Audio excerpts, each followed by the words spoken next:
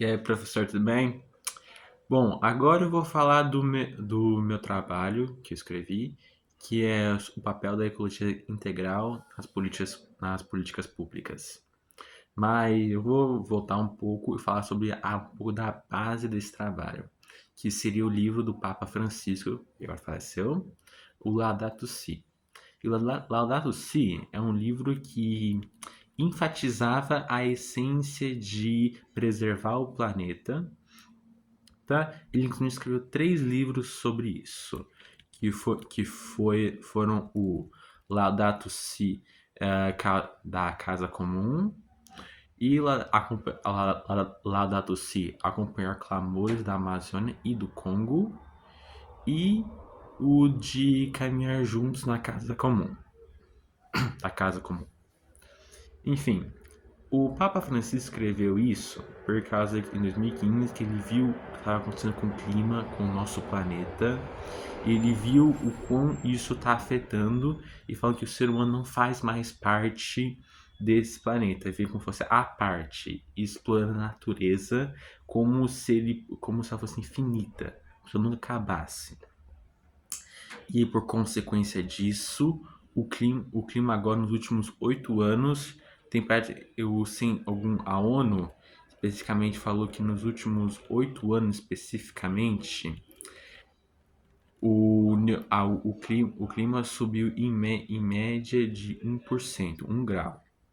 Subiu em média de 1 grau, o que não parece muita coisa, mas mundialmente 1 grau de diferença pode afetar a agricultura. Um grau pode ser a diferença entre gelo e água, que pode fazer mais gelo derreter, e o que pode subir os níveis dos oceanos, que pode causar enchente, tsunamis. Então esse 1 grau é o que subiu até agora nos últimos anos, e os cientistas falam que até 2060 pode subir até 2 graus, isso sendo otimista. E o livro, eu queria pegar esse livro como uma base para citar um pouquinho, para falar um pouco sobre.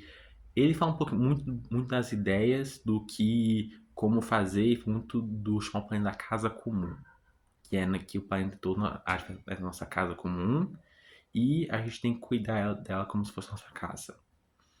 Mas uma coisa que eu queria enfatizar nesse trabalho é não somente a importância de ter conhecimento disso, mas também poder arranjar estratégias para efetivamente conseguir combater isso. Por causa que uma coisa que a gente, por causa que qual é o termo? Quantos movimentos, quantas organizações existem que estão contra o aquecimento global, contra a reciclagem? Existem centenas no mundo inteiro agora. Não é uma coisa que tem falta de conscientização, a coisa tem muita. Mas o problema é que muitas vezes eu acho que um problema é que acaba focando nas partes não tão importantes e focando em estratégias que não são tão efetivas. Por causa que agora no mundo a gente tem cerca de 430 milhões de toneladas de lixo. Toneladas não, quilos de lixo são desperdiçados são descartados no oceano. Não, toneladas. Né, no oceano anualmente. Isso não tem como a gente reciclar tudo isso. A maioria daquele plástico não está em bom estado, não tem como ele continuar, não tem como ele conseguir reciclar ele por causa que ele está em estado muito ruim. E para você reciclar aquilo vai custar muito mais caro do que só fazer um novo. Também uma coisa para consideração é a emissão de gás carbônico. Querendo ou não, leva energia para fazer esse plástico novo. Então um dos problemas da reciclagem, que não é muito visto, é que a emissão de gás carbônico que é usada para reciclar o plástico.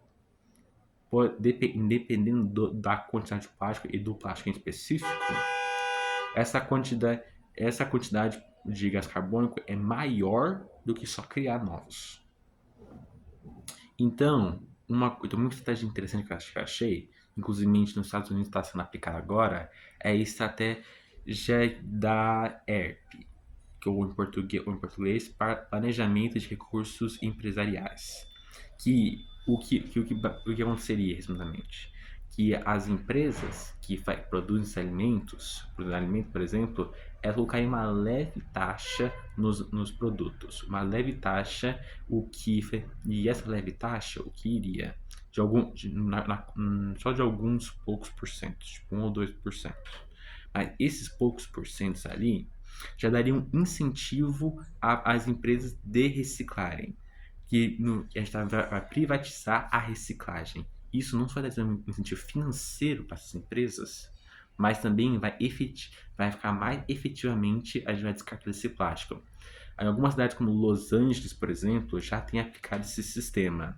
E a Forbes em 2023 inclusive falou que se esse método for aplicado nos Estados Unidos inteiro, por exemplo, a escalagem pode subir de 9% aqui agora até 75%. Então, e outra coisa, e querendo ou não, existe um incentivo financeiro. Não só o incentivo de ideologia. Que eu acho que é um fator esquecido às vezes. E também outra coisa que foi feito na Universidade de Periyar, no Japão, pelo doutor. Só me dá um instantinho. Não, errado. Pela Universidade de Shizuoka, no Japão, pelo doutor. Perdão minha pronunciação. Pelo doutor pelo professor Goto. Vamos falar que esse é o nome dele aqui. Esse professor, ele tem feito uma pesquisa que para criar plásticos biodegradáveis, que são feitas com alga, por exemplo, com restos de alimento, como milho, por exemplo, parte verde, camada do milho e alga. São os que ele tem testado principalmente. E esses plásticos são biodegradáveis. Então quer dizer, não só eles gastam gastam menos energia para fazer, mas agora ele consegue, em vez de levar centenas de anos para se decompor no solo, ele agora pode se decompor quase na mesma rapidez que um alimento comum iria se decompor. Isso aí também ajudaria nós nesse processo da reciclagem. Então, em conclusão, resumidamente, o Papa deu boas ideias para o trabalho, muito sobre a gente relembrar, para a gente olhar os nossos pontos de vista, o que nós estamos fazendo agora, para podermos consertar e ver o que nós estamos fazendo está errado e nós precisamos mudar. Mas pela minha pesquisa, e pela pesquisa dos cientistas, como você viu no artigo, não, tem muitos métodos que a gente usa hoje são inefetivos. E para mais eficácia, privatização e plásticos biodegradáveis são alguns métodos mais efetivos que eu achei para ajudar a combater a poluição e ajudar a preservar nosso planeta, não somente para nós, mas para as gerações futuras. Obrigado, professor. Boa tarde.